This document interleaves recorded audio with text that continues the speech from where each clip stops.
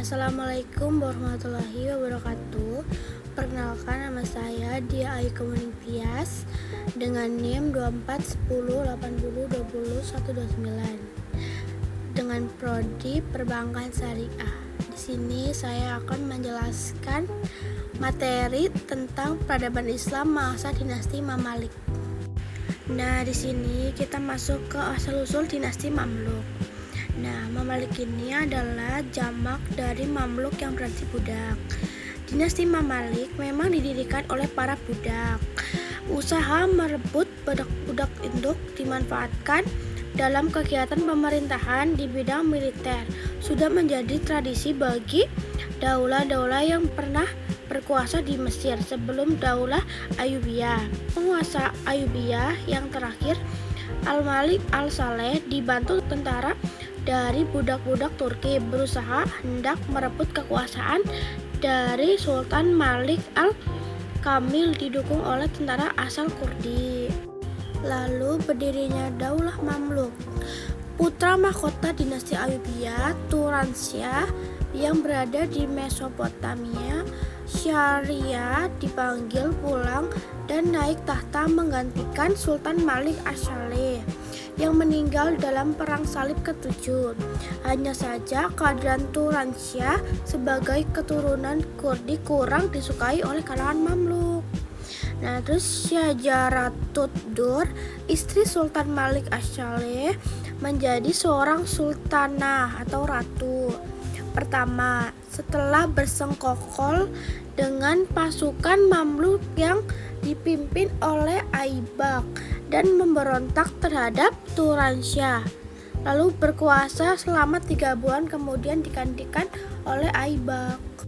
Lalu kekuasaan dinasti Mamluk berkuasa di Mesir dari 1250 sampai 1517 Masehi sebelum akhirnya ditaklukkan oleh Bani Utsmani. Nah, wilayah kekuasaan dinasti Mamluk meliputi Mesir, Suriah, Hijaz, Yaman, dan daerah di sepanjang aliran sungai Eufrat. Nah, terus dinasti Mamluk menjadi satu-satunya penguasa Muslim yang berhasil mempertahankan wilayah kekuasaannya. Nah, oleh karena itu, dinasti Mamluk di Mesir sangat berjasa dalam mengembangkan dan mempertahankan dunia Islam. Nah, terus saat berkuasa, dinasti ini berhasil menumpas bersih sisa-sisa tentara Perang Salib dengan mengusirnya dari Mesir dan Syuriah. Suku Mamalik. Kaum Mamalik yang memerintahkan di Mesir, mereka dibedakan menjadi 2 suku. Pertama, Mamalik Bahri 448 sampai 792 Hijriah atau 1250 sampai 1390 Masehi. Nah, kedua, Mamalik Burji 784 sampai 922 Hijriah atau 1382 sampai 1517 Masehi. Mamalik Bahri maupun Mamalik Burji sama-sama berasal dari Turki, tetapi suku mereka yang berbeda. Lalu apa sih Mamalik Bahri itu? Nah, Mamalik Bahri itu adalah budak-budak Turki kebanyakan dari suku Kipchak. Didatangkan Malik Al-Saleh ke Mesir dalam jumlah besar setelah ia berhasil menduduki jabatan sultan atau 1240 sampai 1249. Nah, di Mesir mereka itu ditempatkan di barak-barak militer dekat Sungai Nil. Itulah sebabnya mereka disebut dengan Mamalik Bahri, artinya budak laut.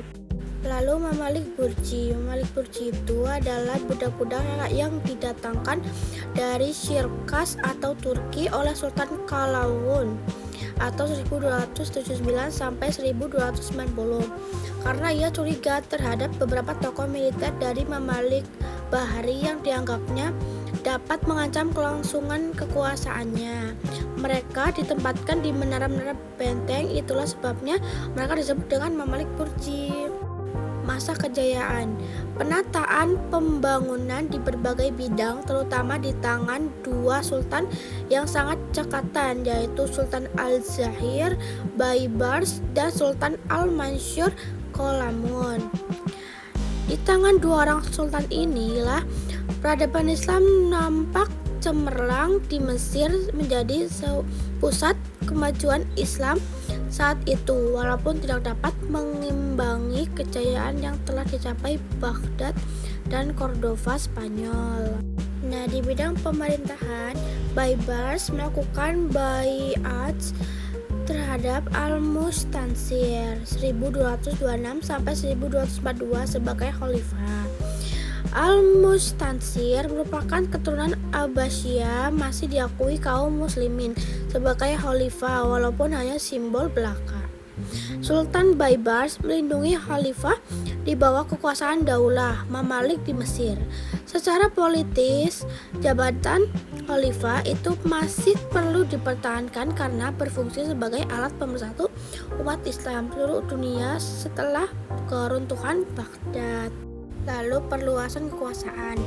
Pertempuran yang terjadi di perbatasan Suriah pada tahun 1260 Masehi terkenal dengan sebutan Pertempuran Ainul Jalut.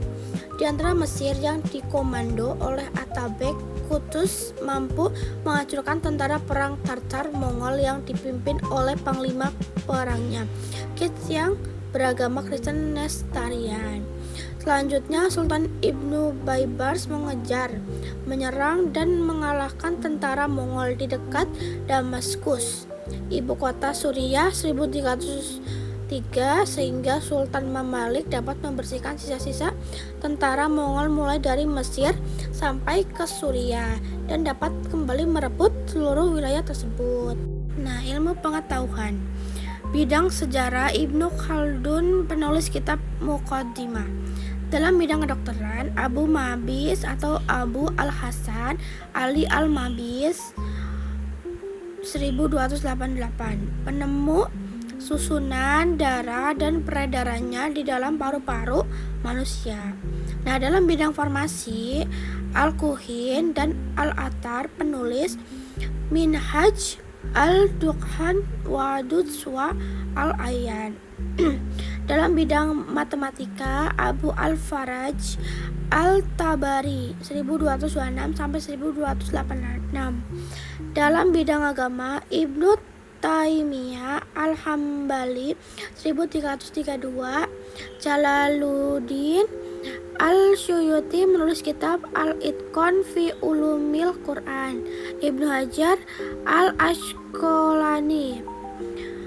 Sultan An-Nasir.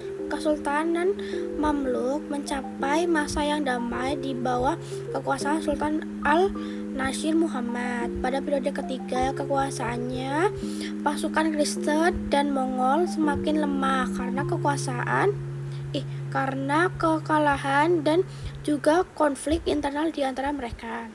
Pada periode ketiganya ini, Sultan Al-Nasir juga menduduki posisi politik yang bagus di mata internasional. Banyak utusan luar negeri yang datang menemuinya untuk menjadi teman atau meminta bantuan, dan kunjungan yang paling dikenang pertama adalah kunjungan Paus John pada 1327 dan kunjungan Raja Philip dari Prancis. Masa kemunduran. Kesultanan Mamalik mulai memasuki masa kemunduran setelah jabatan pemerintahan beralih dari tangan Mamalik Bahari ke tangan Mamalik Burji pada tahun 1382 Masehi. Kaum Mamalik Burji tidak mempunyai ilmu pengetahuan tentang cara mengatur dan mengelola pemerintahan. Kemudian mereka hanya di bidang militer. Kesultanan Mamalik hancur ketika Sultan Salim I dari Daulah Turki Utsmani datang ke Mesir untuk merebut kembali Mesir dari tangan Daulah Mamalik pada tahun 1517. Sekian materi dari saya. Terima kasih. Wassalamualaikum warahmatullahi wabarakatuh.